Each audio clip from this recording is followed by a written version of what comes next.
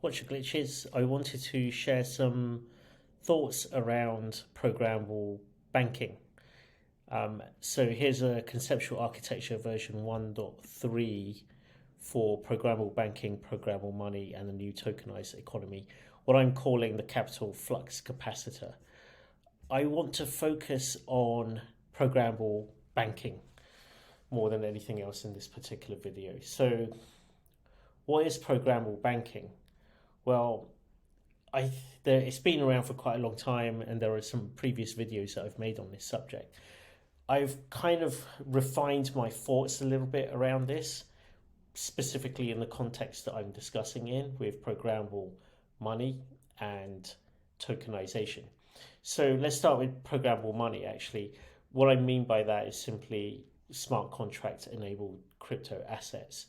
It could be CBDCs, it could be any token issued on a smart contract based ledger, or at least with a ledger that is capable of having tokens issued on it, because you could argue it's arguable whether the XRPL is a smart contract based blockchain. Certainly some of those capabilities are coming to it, and it was described the other day to me as the whole thing is one big smart contract, as opposed to, let's say, proof of work consensus based older blockchains like Bitcoin and Litecoin and Doge, which do not have any smart contract capability. They don't have any programmability, or easily used programmability at least. So that's programmable money. Tokenization is kind of issuing tokens, and there's some various different types of tokens that could be issued. You could have collateral based fungible tokens like stable coins, which could be backed by different things such as financial instruments, crypto assets. They could be uncollateralized, and they could be commodity based. Or you could have non-fungible tokens, NFTs, kind of representing all manner of different things. Typically like some kind of right or ownership over something. And the whole narrative of real world tokenization is one of the main narratives I think we'll see in 2024, 2025 in the crypto assets sector. So where does programmable banking sit? And I think, whenever I've read quite a few papers now on the predictions of what's going to happen with real world tokenization, and it's pretty clear, right?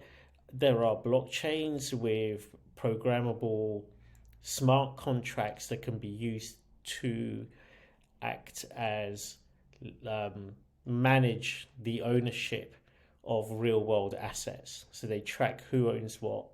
They can also fractionalize the ownership of an asset. So we always hear about real estate, like let's say having a block of 100 flats or whatever, and being able to sell just a brick's worth of a piece of real estate. It's not necessarily down to a particular brick, but it's fractional ownership, and making it easier to have fractional ownership using tokenization.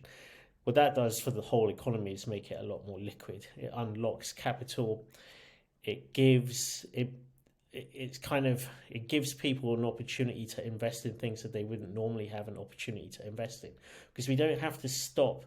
Real world assets can be intangible as well as tangible. We don't have to stop at real estate and physical items.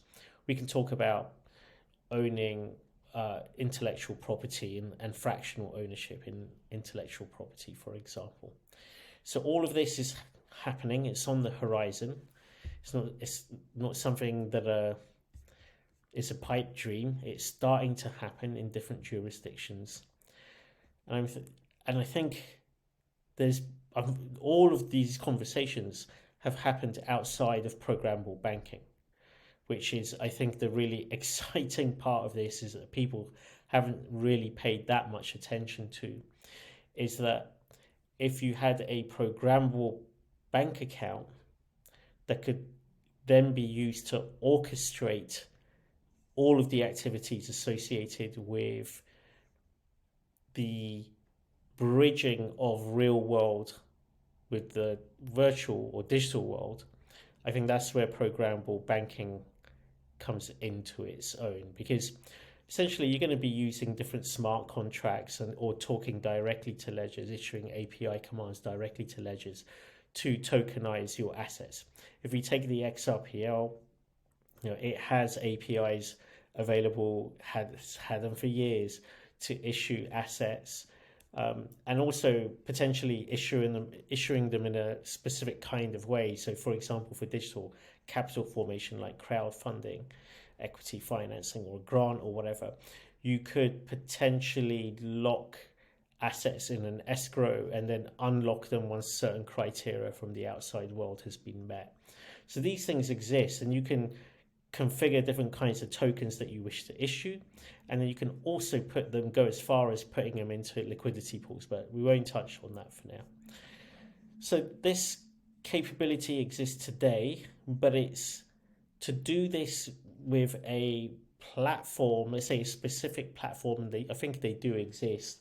Like, you could probably go to a website run by a company that will provide you with a user interface that hides all of the smart contract and ledger activities away, asks you a bunch of questions, lets you configure something, and then goes ahead and issues your assets. And that's fine. That's all great. But there's still a huge amount of friction, I think, if you're doing this, because it's not hooked up to a bank account. You have to do all of the banking manually still, or with APIs, or build another system to do that. It's all very clunky. It's all very full of friction. And I think the one promise of programmable banking, where your actual bank account has the ability you can apply apps to your bank account that can manage or bridge the interaction between real world finance and everything that's happening on the blockchain. And there's a ton of activities there that are involved. So, for example, if you're creating a fund that you'll be using for fractional ownership of a particular asset, you still need to KYC your customers, probably, right? You still need to collect a load of information from them, probably. You still need to register like their identity somewhere. And these are all apps that exist today. And you could go to a portal that does this for you, or you could build up your own platform.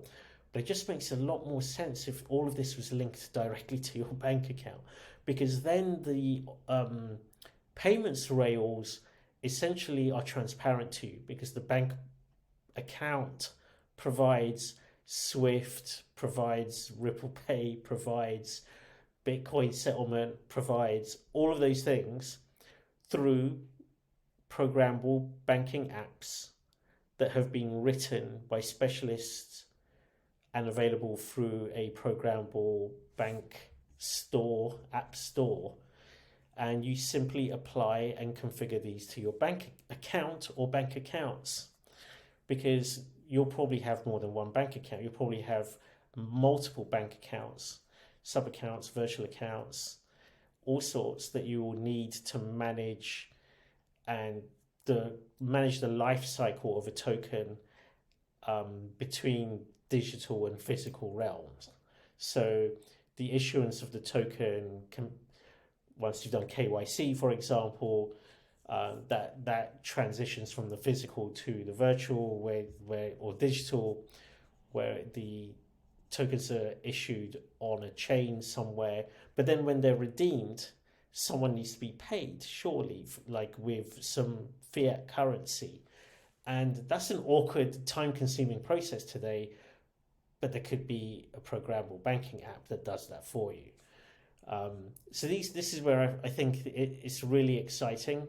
This is where I think, and I tweeted something to this effect, where the mass extinction event for banks doesn't come from crypto. It actually comes from programmable banking. So crypto for sure applies huge selection criteria on banks. The banks that will participate in settling transactions for crypto transactions, for example, rather than banning them for their customers, have an advantage, and there'll be selection pressure on those banks. But ultimately, I think the banks that will thrive in the environment, or in a crypto environment with DeFi, kind of applying huge selection pressure to them, are those banks that can make it simpler, easier, and more cost effective to carry out transactions on chain. I think that's the big difference. Programmable banking, essentially, I've written down here just to remind myself, is the UX UI for on-chain transaction management. Programmable banking solves the UX UI barrier, which is preventing the mass adoption of the benefits of decentralized financial services. Programmable bank accounts apply a composition of programmable apps to simplify, standardize, and automate financial operations, which orchestrate interactions between on-chain and off-chain services. Things like KYC, AML, and centralized services for which oracles are not currently available can be utilized using programmable banking applications, which will subsequently use other apps to consume services provided by smart contracts or directly via APIs provided by layer 0, 1, 2, or 3 blockchains. You can do this with other kinds of apps, but because they're not connected to a bank, they're fatally flawed. So we're in this, I think, or they're just subject to, not fatally flawed, but they're subject to massive friction, both in terms of how, like, the build time, the cost that it takes to integrate them with payments rails, all of that. And even if you go through third parties, the counterparty risk. The beauty about a programmable app, there's always going to be some counterparty risk. You're not going to fully ever get away from it. And that counterparty risk is always going to be with your bank. If you can avoid having it with any other intermediaries, that's great. And that's what programmable banking does. It gets rid of it disintermediates a whole bunch of intermediaries and just makes your bank account talk directly to a decentralized financial infrastructure, because you ain't going to get rid of your bank account. I just don't think that's going to happen anytime soon. And I don't think people even want to necessarily, or entities even want to completely get rid of their bank account. I just don't think it's possible, as long as there's nation states with jurisdictions that have weapons to support their fiat currencies. I don't think that's ever going to go away. But what you can do is get rid of all the other intermediaries between your bank account and the decentralized financial economy, the tokenized economy. So just some quick thoughts around that. I'll try and articulate it a little bit better next time.